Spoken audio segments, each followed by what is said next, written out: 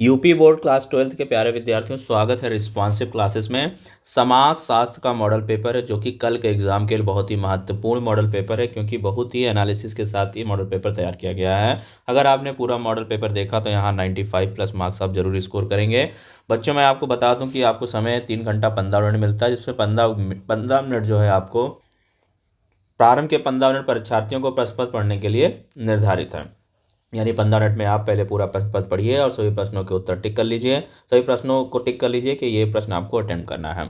सभी प्रश्न अनिवार्य हैं, प्रत्येक प्रश्न के लिए निर्धारित अंक उनके सामने दिए गए हैं। अब आपको देखना है कि प्रश्न संख्या 1 से 10 तक बहुविकल्पीय प्रश्न हैं, जिनका उत्तर आपको डायरेक्ट अपनी उत्तर पुस्तिका में लिखना है।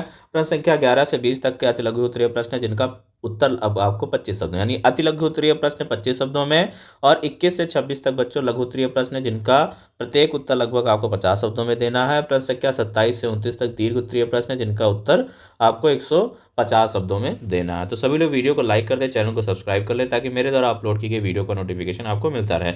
अगर इस पेपर का आपको सिर्फ पढ़ना है तो आप टेलीग्राम लिंक पर जाइए, वो पूरा का पूरा यहाँ पे आपको पेपर मिल जाएगा, जिसमें आप इसको पूरा पढ़ सकते हैं। बहुविकल्पीय प्रश्न की बात करें तो सबसे पहले आपका 1 से 10 बहुविकल्पीय प्रश्न आते हैं। क्या लिखा हुआ है कि निम्नलिखित प्रश्नों में उत्तर के 4 विकल्प दिए गए हैं, जिनमें से केवल एक ही उत्तर सही है। सही उत्तर चुनकर अपनी उत्तर पुस्तिका में लिखिए। तो बच्चों, पहला प्रश्न क्या है? सोशियोलॉजी शब्द की उत्पत्ति किन किन भाषाओं से हुई है? समाजशास्त्र शब्द की, या सोशियोलॉजी इंग्लिश का जो सोशियोलॉजी शब्द है, ठीक है, समाजशास्त्र की जो इंग्लिश है सोशियोलॉजी शब्द की उत्पत्ति किन किन भाषाओं से हुई है? इसमें 2 भाषाओं से मिलकर ये बनी हुई है, ठीक है। तो ये बेसिकली किससे हुई है? क्या लैटिन ग्रीक से हुई है, ग्रीक फ्रेंच से हुई है, जर्मन फ्रेंच से हुई है, जर्मन लैटिन से हुई है? तो बिल्कुल ऑप्शन नंबर ए सही हो जाएगा बच्चों, ग्रीक, लैटिन और ग्रीक से हुई है। सोशियोलॉजी शब्द की उत्पत्ति लैटिन और ग्रीक शब्द से हुई है। जाति एवं वर्ग में कौन सा गुण समान है? तो बच्चों, क्या श्रेणी क्रम है, क्या उपलब्धि है, जन्मजात सदस्यता है, उपयुक्त में से कोई नहीं? तो बिल्कुल ए ऑप्शन सही हो जाएगा, श्रेणी क्रम। अगला प्रश्न है बच्चों, उदारीकरण का संबंध है। उदारीकरण का संबंध है किससे है? शैक्षिक नीति से है, सामाजिक नीति से है, औपनिवेशिक नीति से है, आर्थिक नीतिगत निर्णयों से है? तो ऑप्शन नंबर डी सही होगा। बच्चों, चौथा प्रश्न है, भारतीय संविधान के किस अनुच्छेद में राष्ट्रीय अनुसूचित जातियों के लिए उपबंध है? अनुच्छेद 224, अनुच्छेद 324, अनुच्छेद 318, अनुच्छेद 315? तो बिल्कुल ऑप्शन नंबर डी सही हो जाएगा, अनुच्छेद 315। भारत में पुनर्जागरण का पिता किसे कहा जाता है? तो क्या रविन्द्रनाथ टैगोर को, देवेंद्रनाथ टैगोर को, राजा राम मोहन राय को, महात्मा गांधी को? तो ऑप्शन नंबर सी सही होगा, राजा राम मोहन राय भारत में पुनर्जागरण या आधुनिक पुनर्जागरण का पिता भी इन्हें कहते हैं।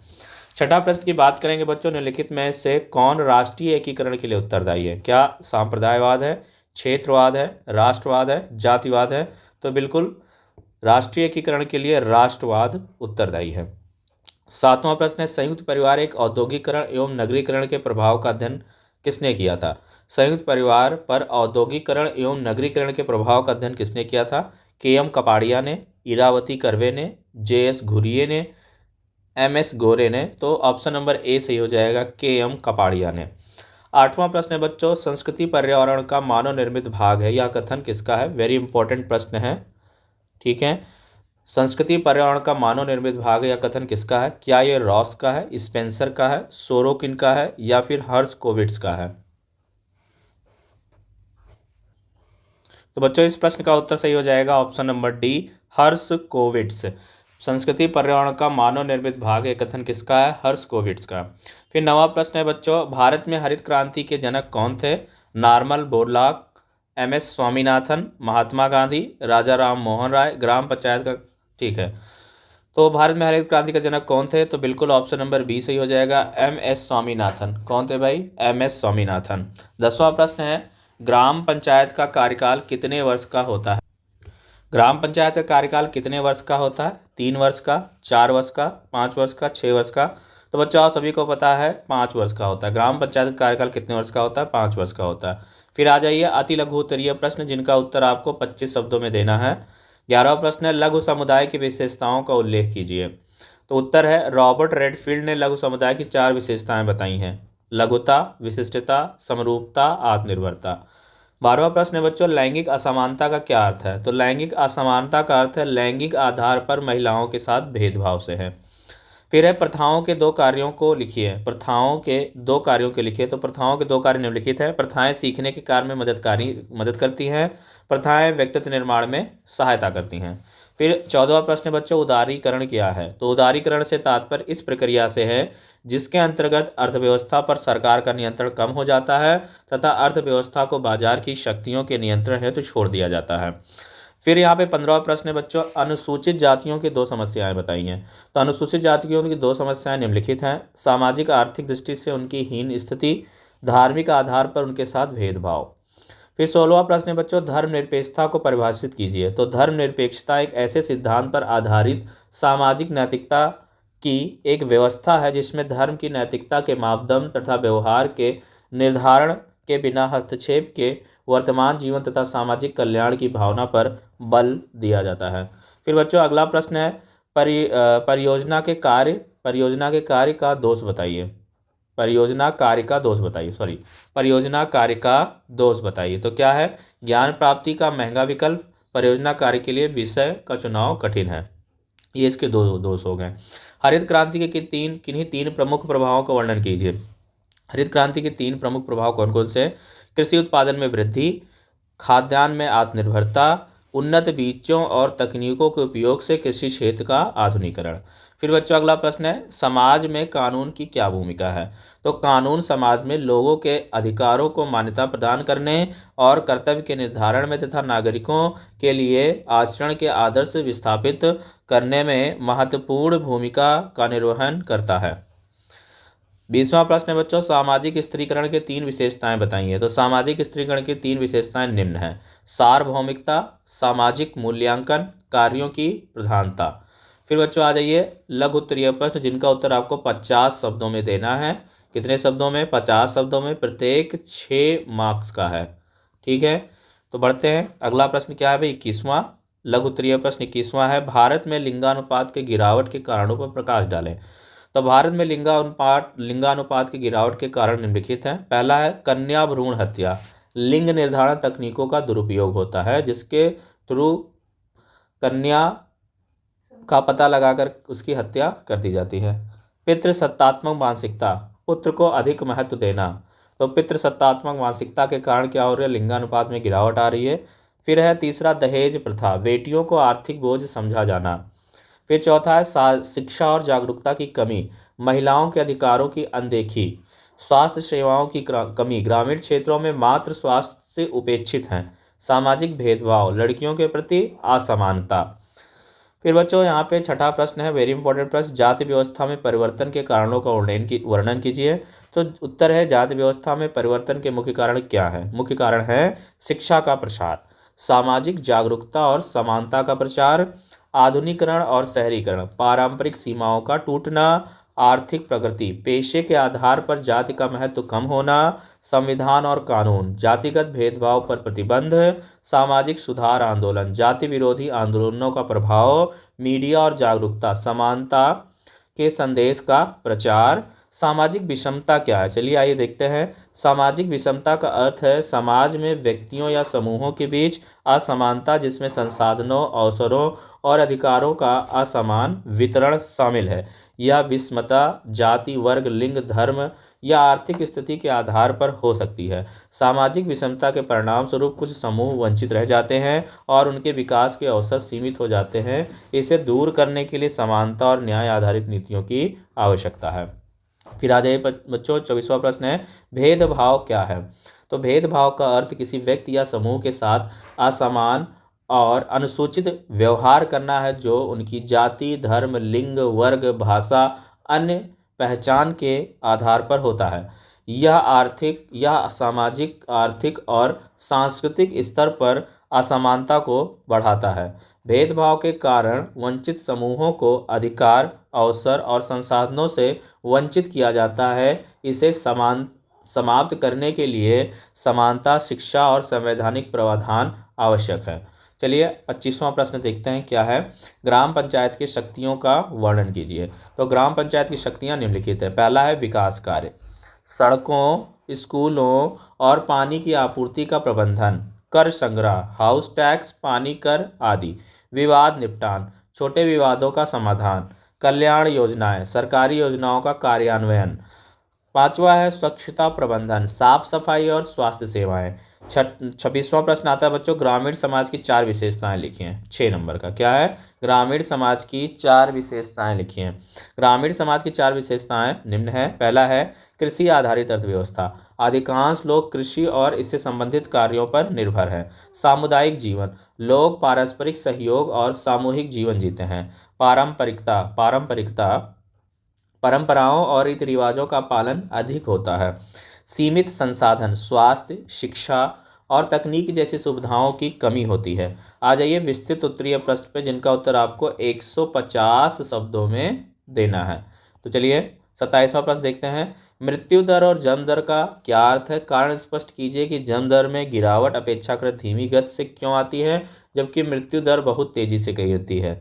ठीक है, इसके अलावा दूसरा प्रश्न है इसमें अथवा में, कृषक सामाजिक संरचना की व्याख्या कीजिए, इस पर वैश्वीकरण के पड़ने वाले प्रभाव का मूल्यांकन कीजिए। तो इस प्रश्न का आंसर मैंने लिख रखा है, इसका आपको अगले मॉडल पेपर में मिल जाएगा।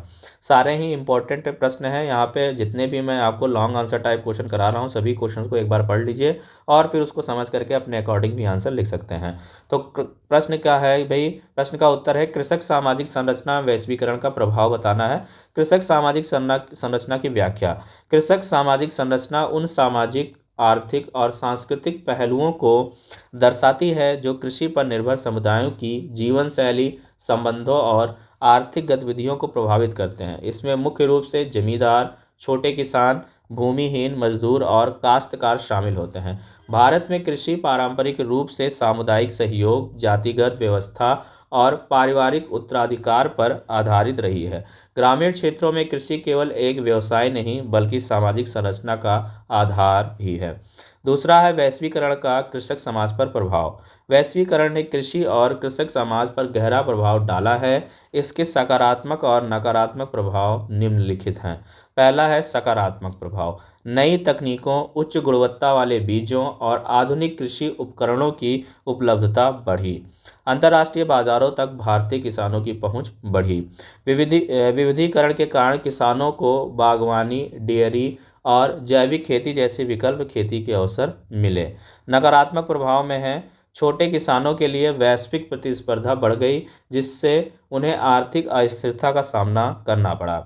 जैविक और स्थानीय कृषि पर बहुराष्ट्रीय कंपनियों का प्रभाव बढ़ा, जिससे पारंपरिक खेती प्रभावित हुई।